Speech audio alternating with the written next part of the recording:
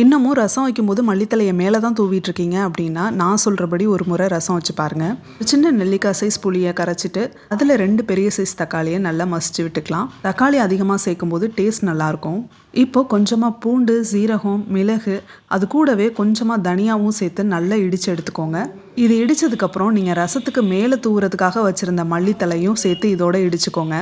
இந்த மாதிரி இடித்து சேர்க்கும்போது அதோட வாசம் இன்னுமே அதிகமாக இருக்கும்.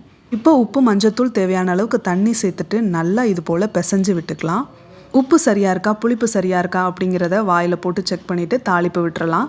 கடுகு போட்டு தாளிச்சதுக்கப்புறம் 2 சின்ன வெங்காயமும் சேர்த்து தாளிச்சுக்கோங்க. இது இன்னும் சுவையை கூட்டி கொடுக்கும். பச்சை மிளகா, வரமிளகா, கருவேப்பிலை இதையும் கூடவே சேர்த்துட்டு நம்ம ரெடி பண்ணி வச்சுருந்த ரசத்தை இதில் சேர்த்துடலாம். ரசம் அதிகமாக வேணும்னா தண்ணியை கூட சேர்த்துக்கோங்க. புளிப்பு கம்மியாக இருக்குது அப்படின்னா இன்னொரு தக்காளியை கூட பிழிஞ்சு விட்டுக்கலாம். லாஸ்ட்டாக பெருங்காயத்தூள் சேர்த்துட்டு இறக்கிடுங்க. அவ்வளோதான், கம கமன் ரசம் ரெடி. வேறு வீடியோவில் பார்ப்போம். பாய்.